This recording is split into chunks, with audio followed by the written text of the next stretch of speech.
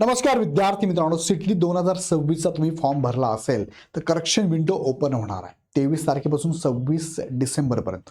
या दरम्यान जो मुलांचा मुख्य प्रश्न आहे तो विथ प्रूफ मी तुम्हाला दाखवतोय. की पहिला प्रश्न असा आहे महत्वाचा, काय की सर पेपर 1 निवडला होता परंतु पेपर 2 निवडायचा राहून गेला, निवडता येईल का? पेपर 1 निवडला मात्र पेपर 2 हवा होता, पेपर 2 चुकून झाला, पेपर 2 हवा होता.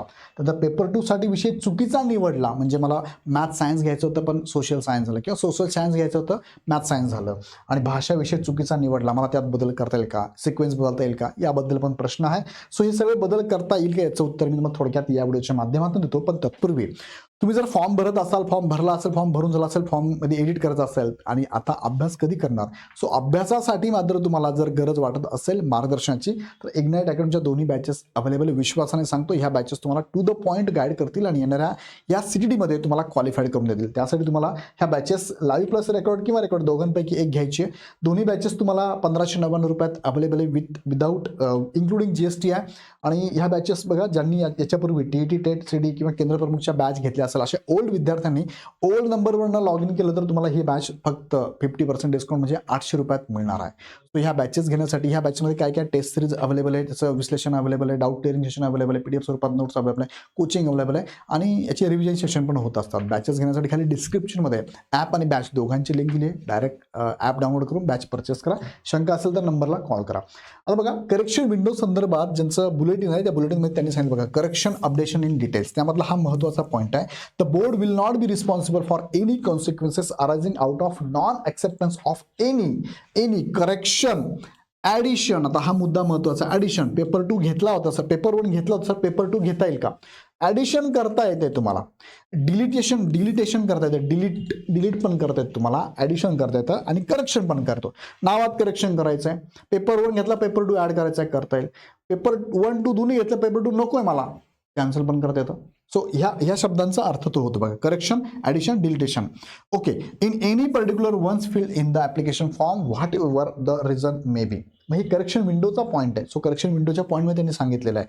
त्यात बघा, त्यात the candidate shall be permitted to make online correction in their following particular, that is त्यामध्ये हा मुद्दा म्हणजे पेपर ऑप्टेड, तुम्ही जो पेपर घेतलेला आहे पेपर 1 किंवा पेपर 2 जो ऑप्टेड घेतला, ऑप्शन निवडलाय तुम्ही, त्यामध्ये पण तुम्हाला बदल करता येईल.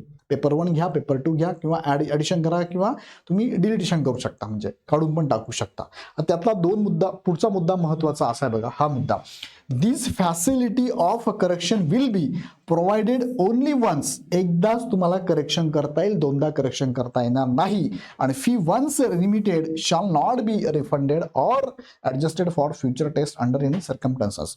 म्हणजे तरी सांगितलं की तुम्ही चेंजेस केलं, करेक्शन केलं एकदाच, त्यानुसार फी भरली तर फी कोणत्याही कंडिशनमध्ये तुम्हाला परत मिळणार नाही.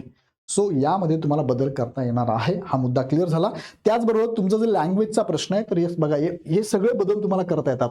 नावात बदल, वडिलांचं नाव, आईचं नाव, जन्मतारीख श्रेणी, दिव्यांग श्रेणी, निवडलेला पेपर म्हणजे पेपर 1 किंवा पेपर 2 विशिष्ट शहरातील क्षमतेच्या उपलब्धीनुसार. आता हा मुद्दा तर येणारच नाही, कारण तुम्हाला त्यांनी काय सेंटर निवडायची चान्स दिलाच नाही, ऑप्शन नाहीच आहे. सो निवडलेला पेपर तुम्ही चेंज करू शकता, बदलू शकता, डिलीट करू शकता, ॲडिशन करू शकता.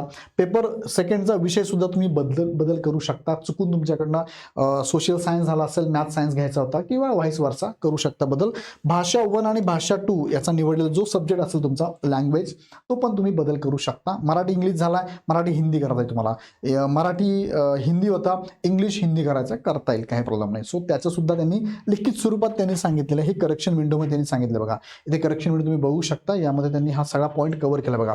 काय सांगितलं आहे, नेम बदलू शकता, फादरचं नेम, मदरचं name, date of birth, category different able category असेल, पेपर 1, 2 असेल, सब्जेक्ट फॉर पेपर 2 असेल, language 1 and or 2, opted address असेल तुमचा, किंवा इन्स्टिट्यूटचा नेम असेल, हे सगळं बदल करता येतो. इन्स्टिट्यूटचा नेम बदल करण्यासंदर्भात लक्षात घ्या, असं काही मेजर इश्यू नाही आहे. करेक्शन विंडोला ओपन होणार तुम्ही करू शकता, काही प्रॉब्लेम नाही. सो हे सगळे मुद्दे तुमचे मी कव्हर केले की तुम्हाला ह्या गोष्टी करता येतील का, तर येस करता येतील, काही अडचण नाही. अडचण आली तर मी तुमच्याबरोबर आहे. शेवटच्या करेक्शन विंडो जेव्हा ओपन होईल तेव्हा मी तुम्हाला डिटेलमध्ये व्हिडिओ घेणारच आहे. आणि तुमचं लक्षात ठेवा, करेक्शन विंडो ही 23 तारखेपासून ते 26 तारखेपर्यंत ओपन होणार आहे. त्या दरम्यान तुम्हाला हे करेक्शन करायचं आहे. आता फक्त अभ्यास करायचा आहे.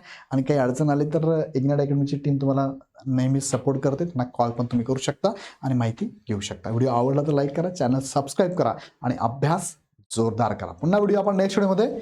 खूप खूप धन्यवाद.